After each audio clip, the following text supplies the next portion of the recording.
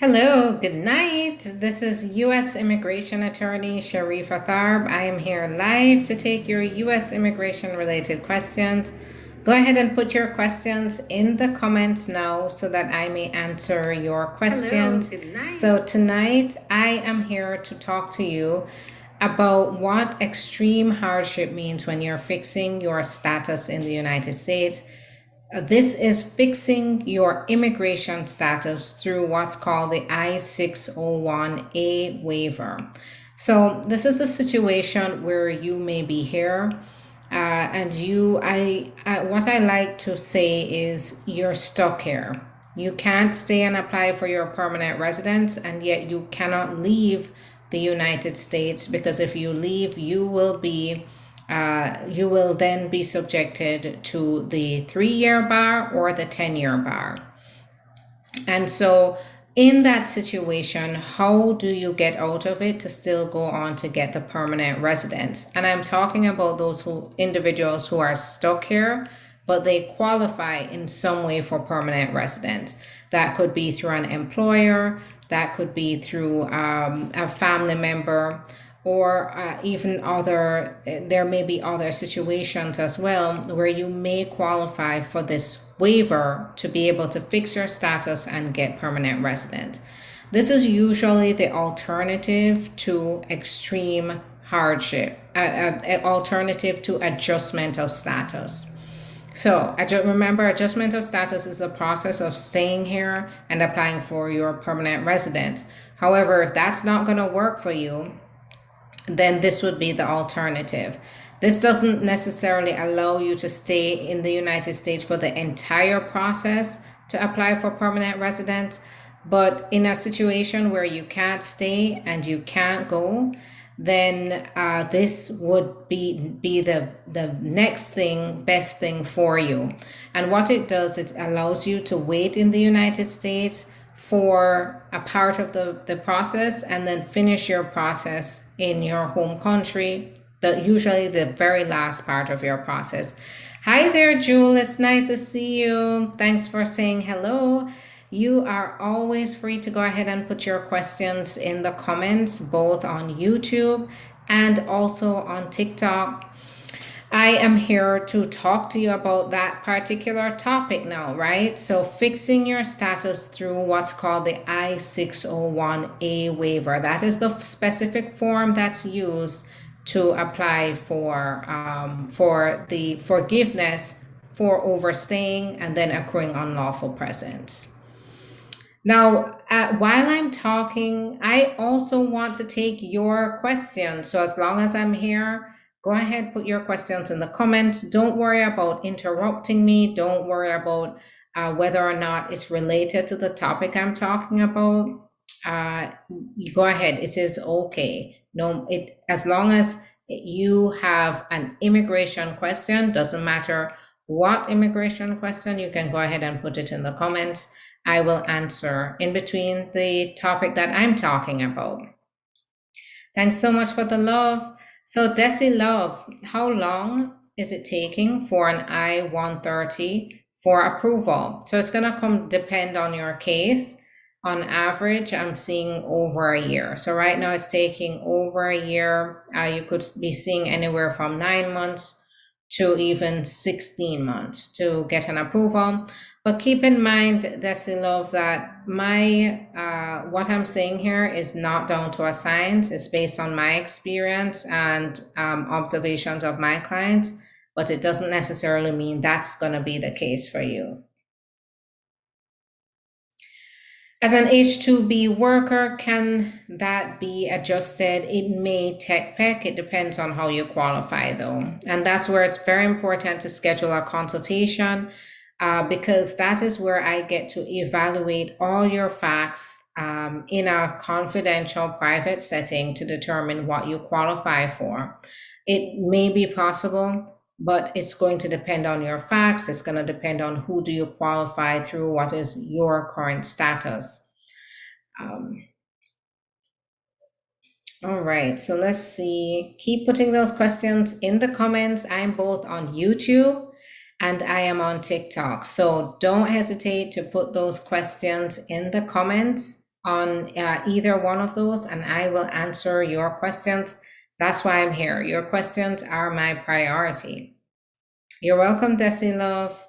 How do you get a consultation? So great question. If you go to the link in my profile, it will take you to the, so you'll see a number of options. So you'll see to schedule your own appointment. You'll also see other links. So you'll see a link to go to the website.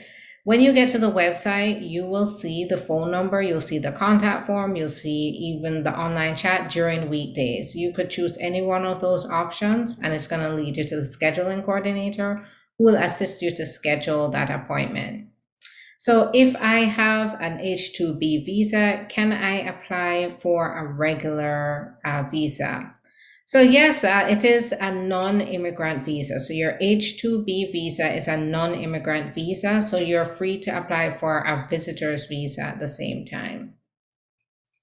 Now, if you had immigrant intent and you were showing that and it didn't allow you to have immigrant intent, then at that point you may be in trouble. But with an H-2B, it's supposed to be temporary. Only thing it allows you to work here, where a visitor's visa does not. So it's important for you to know that distinction so you don't risk losing any one of those visas. Do you have to file all the forms concurrently or separately? Cubans, it's going to depend. And that's where it's very important to schedule that consultation. If you are in doubt, get a consultation. Whether you can is going to depend on your immigration status. It's going to depend on your spouses. It's going to depend on where are you. It's going to depend on what are your goals. What do you want to do? And so all of that is what I do in the consultation.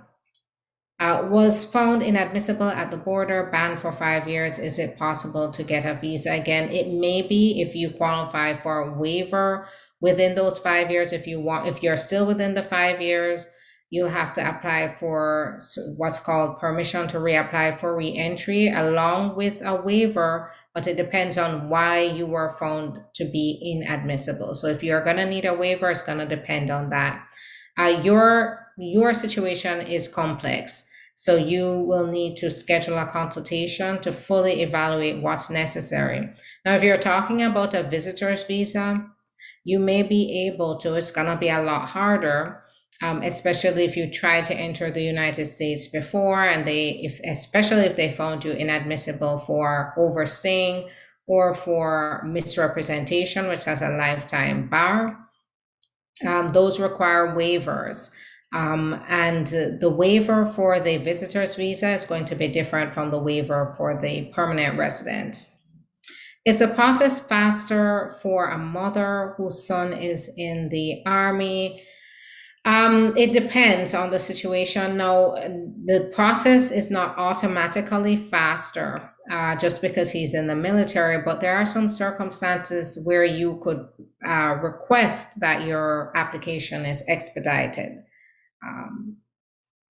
All right, so keep putting those questions in the comments. That's what I'm here to do. And I encourage you to ask your questions on YouTube as well as TikTok. I'm monitoring the comments and I am here to answer.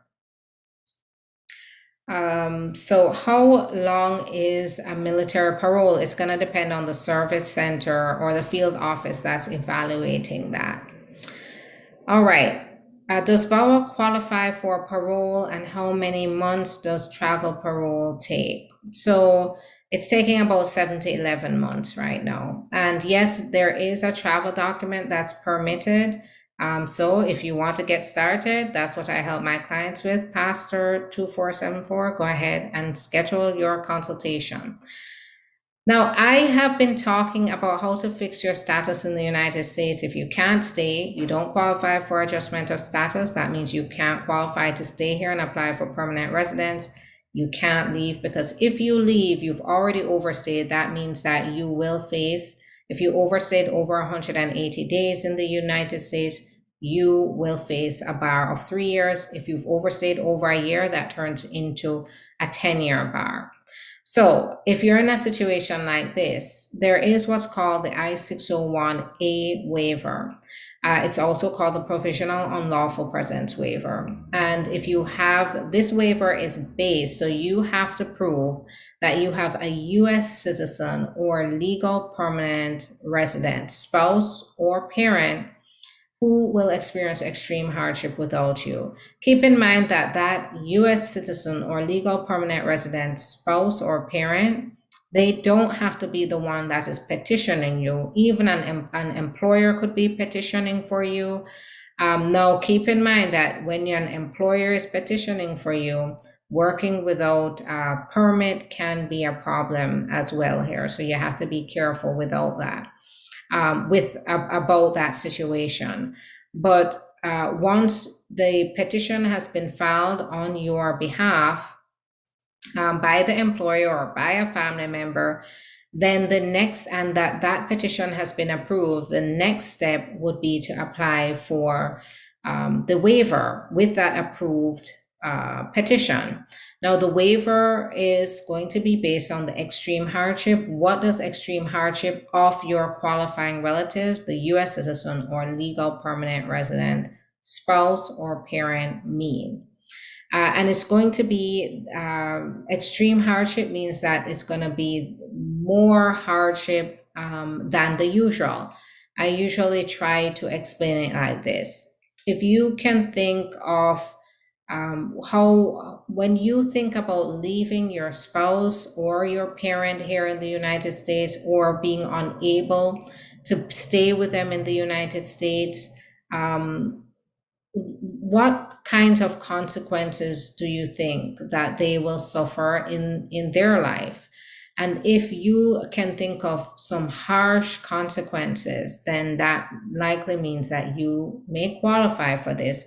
While I can't confirm here on the live for you personally, that's where I say, if you can think of ways that your spouse or your parent will suffer devastating consequences, then you should schedule a consultation. So how much is your consultation fee? So it's $150 for up to an hour.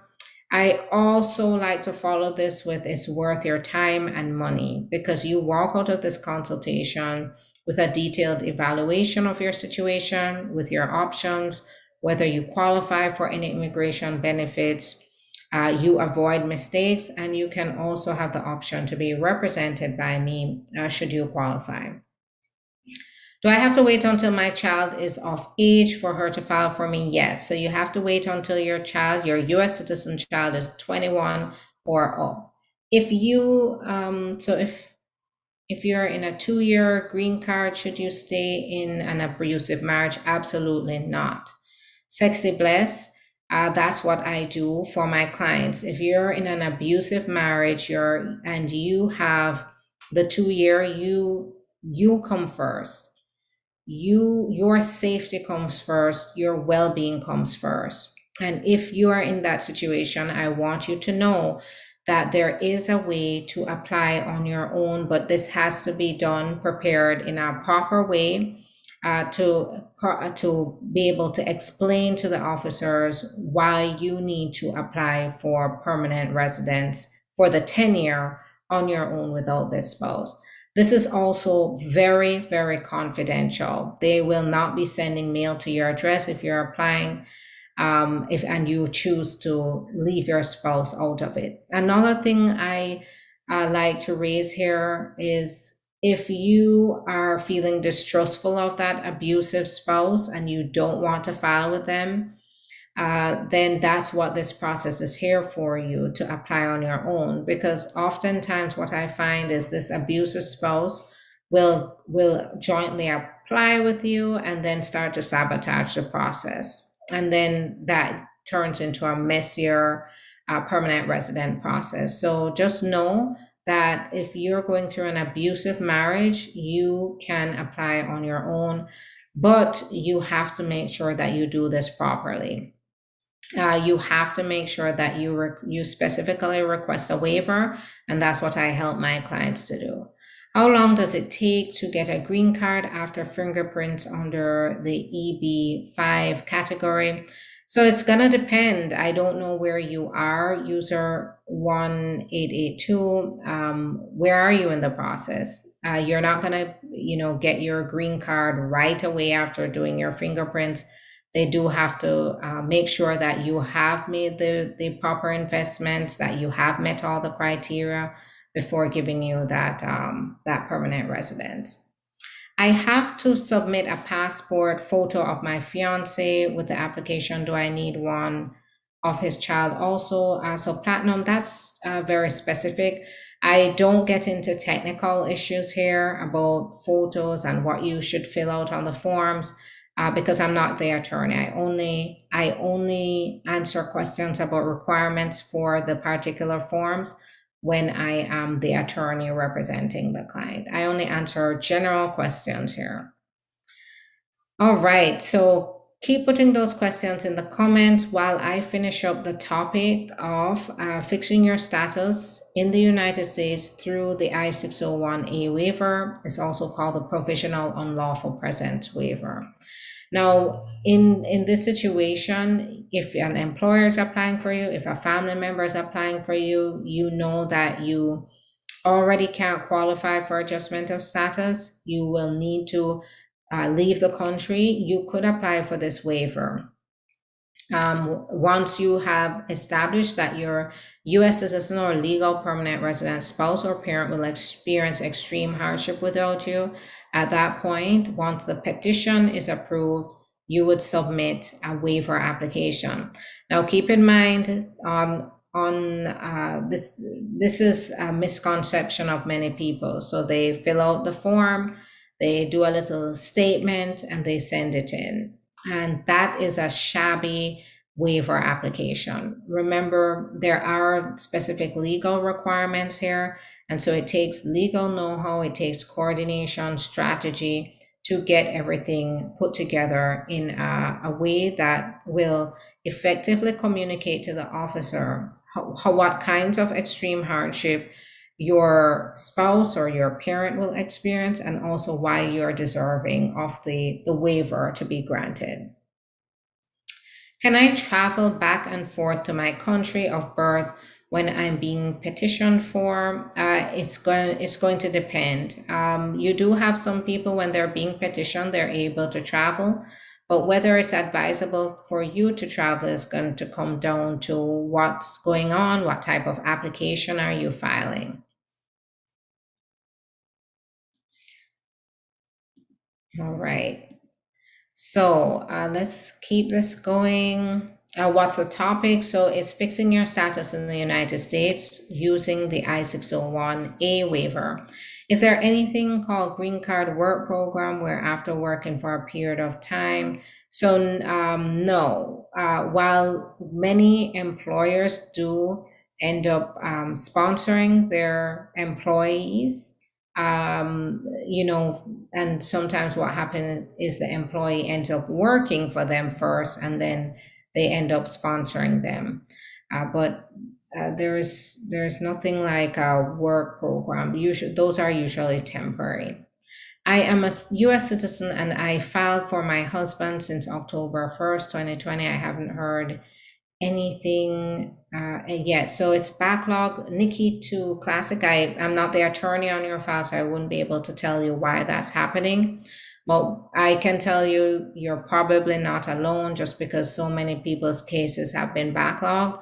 You should call if you're concerned. If you have an attorney, speak with your attorney or contact the USCIS to check on your case. I'm married to a US citizen. Can he file for my mother? No. So he wouldn't be able to file for his in-law. When you become a US citizen, you could file for them. Can a US citizen parent file adjustment of status for an adult child who overstays? Katie, the stallion, is going to depend. So it's going to depend on the age of that child. So if that child is under 21, unmarried, and they came in with a visa and ended up overstaying, keep in mind that's a permissible visa, then that may be a possibility. But this is a more complex topic, and whoever this is should get a consultation before they make any moves. to try to adjust status here.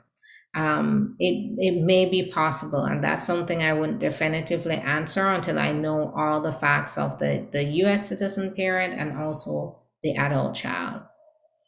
All right, so that's going to be it for me tonight. I just want you to take this away, that if you can't stay and you can't go, but you do qualify through a relative or through an employer to get permanent residence in the United States, there is what's called the I-601a Waiver, or the Unlawful Presence Waiver, the Provisional Unlawful Presence Waiver, that allows you to fix your status and fix your situation if you have a US citizen or legal permanent resident spouse or parent who will experience extreme hardship if you don't get the green card.